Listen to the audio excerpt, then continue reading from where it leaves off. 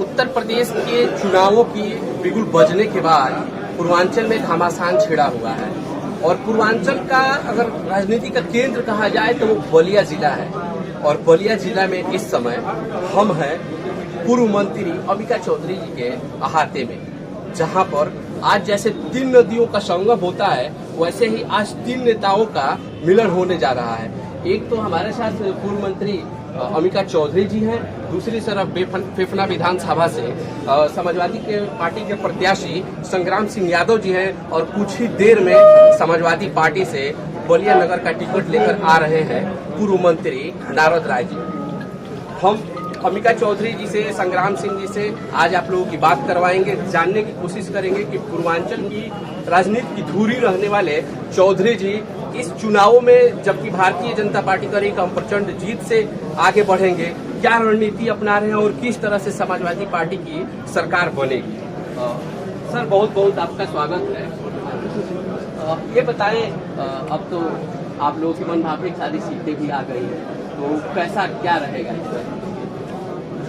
उत्तर प्रदेश के चुनाव में जो आपकी सबसे विशेष बात है वो ये है कि राजनीतिक दल तो अपनी चुनावी रणनीति बनाते हैं और राजनीतिक दल अपना प्रयास, अपने सबसे अच्छे उम्मीदवार का चयन, ये सारी चीज़ें करते हैं। राजनीतिक दलों से भी आगे बढ़ करके प्रदेश की जनता, विशेषकर पूर्वांचल की बात अगर मैं करना चाहूँ तो उत्तर प्रदेश की जनता पूरी तरह से इस भारतीय जनता पार्टी की सरकार के झूठे वादों से, उत्पीड़न से, इनके कार्यप्रणाली से इतनी नाराज है कि वो खुद ही इस सरकार को उखाड़ फेंकने पर आगे बढ़ करके चल रही है।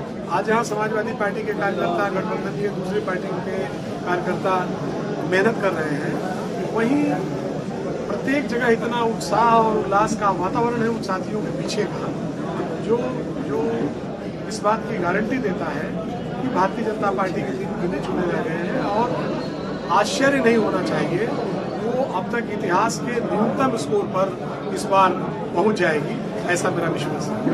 ये ओपिनियन पोल तो किसी की ओपिनियन हो सकती है और जिस तरीके से ओपिनियन पोल के अब तक के जो इतिहास है उसमें ओपिनियन पोल मजाक बन करके रह गया है, ये एक मनोरंजन का साधन हो गया है, इससे कोई प्रभावित नहीं होता।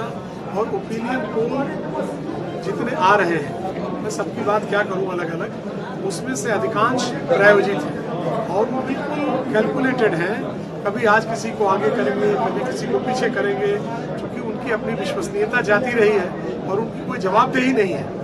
कल की तारीख में अगर उनसे ये कहा जाए कि भारतीय जनता पार्टी को तो 40 सीटें नहीं मिली और आप इनकी सरकार 300 की बनवा रहे थे, तो कोई जवाबदेही नहीं है कि हमने क्यों ऐसा किया। इसलिए इस ओपिनियन पोल की बात छोड़िए, आप खुद जिन लोगों के बीच जाते हैं और मीडिया के लोग ईमानदारी से जहाँ जहाँ उत्तर प्रदेश में गए हो, और मैं आज अगर पटना की बात करूँ, बलिया की बात करूँ, तो आप चाहे जिस गांव में जाइए और जिस समय जाइए तो आपको लोगों के ओपिनियन का पता चल जाएगा। भारतीय जनता पार्टी को अपनी जमानत बचाने की कठिनाई हो रही है, उनके लोगों के स्वर बिगड़े हुए हैं, घबराहट में भाषा बिगड़ी हुई है और उसमें जो उनके प्रत्याशी हैं उन बेचारों की तो हार्ट रेट बिगड़ी है।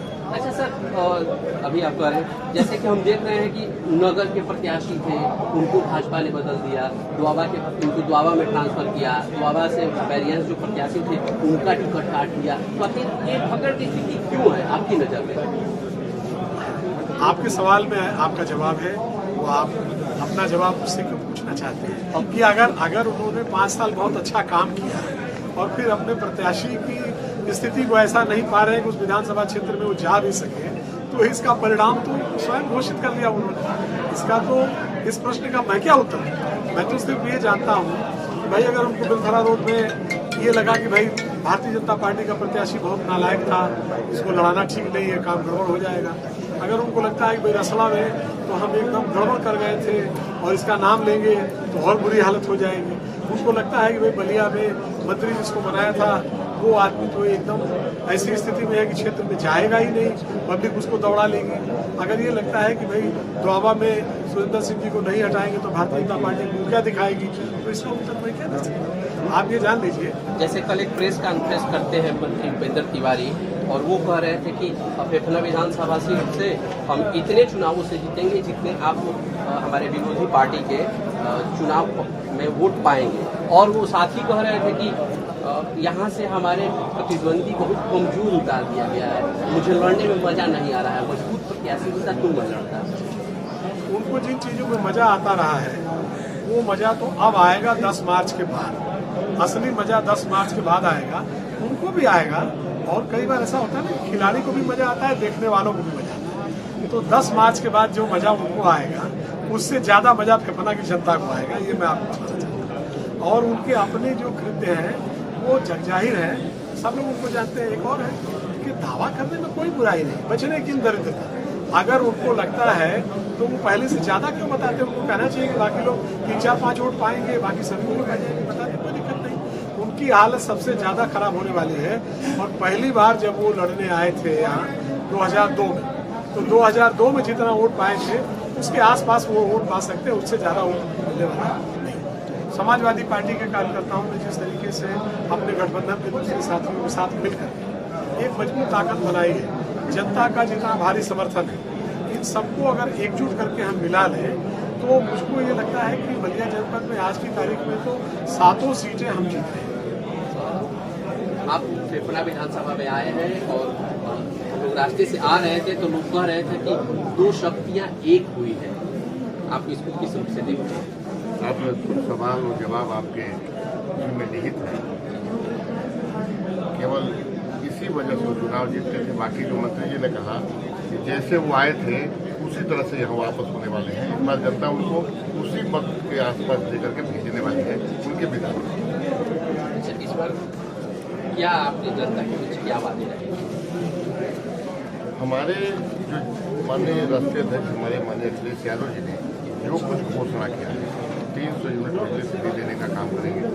किसानों के लिए पहले सिंचाई का नहरों से सिंचाई माफ थी, अब ट्यूबवेल भी किसान लगाना चाहेगा तो फ्री देने का काम करेंगे।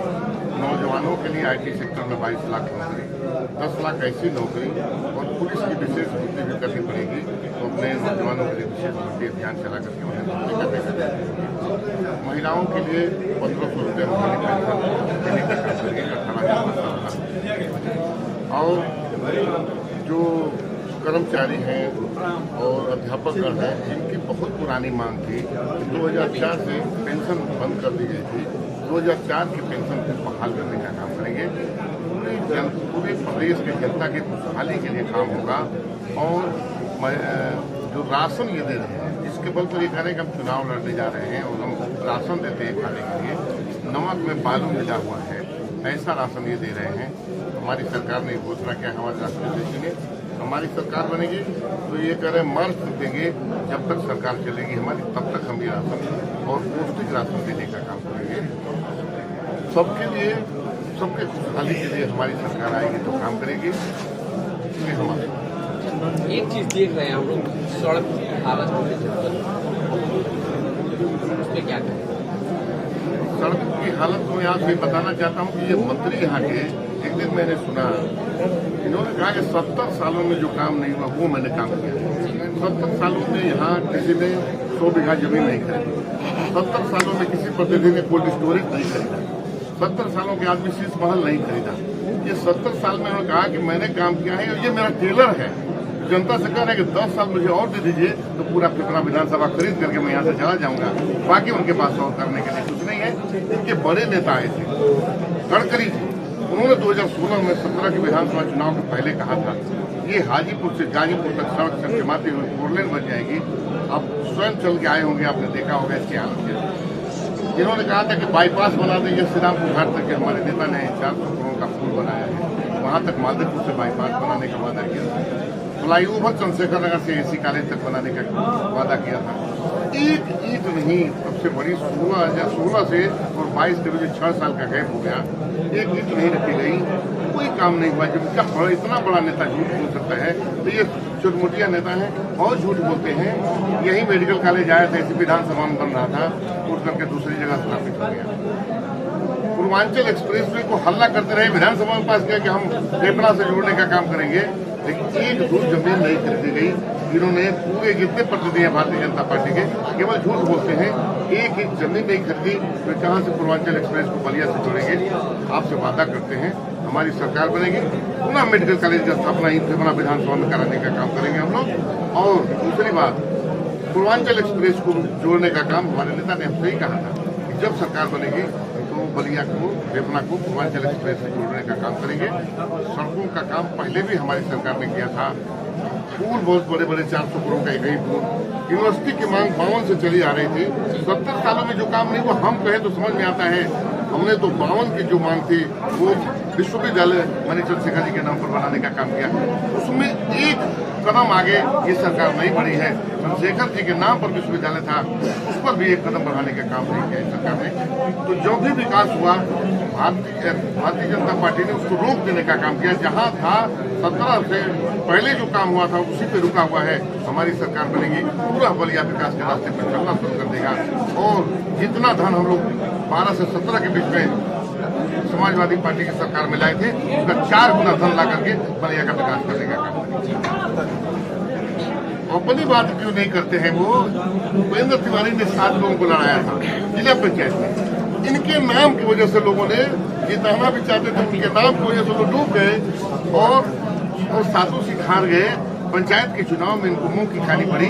उनको पता है कि मैं कैसे जीतता था, उनको पता है। नींद खराब हो गई है, दौड़ दौड़ के लोगों का पैर पकड़ रहे हैं, दौड़ दौड़ के जबरदस्ती हाथ रखवा करके अपने पक्ष पर आशीर्वाद की कामना करते हैं। उनकी पूरी हालत है और पूरी तरह चुनाव हारने जा रहे हैं। हमारे तिवारी जी 10 मार्च आपको बताएगा फेफना विधानसभा ने क्या सोच रखा है, यहाँ की जनता ने आपके बारे में क्या सोच रखा है। आपकी विदाई तय है, भारतीय जनता पार्टी की विदाई है।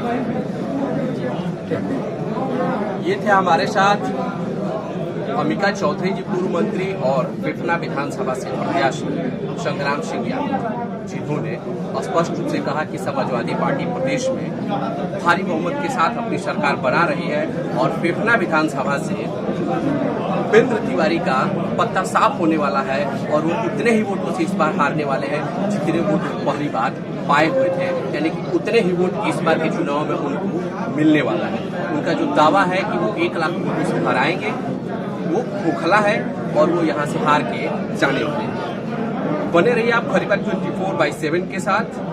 फेफना से मैं बीपी यादव, रोहित सिंह के साथ।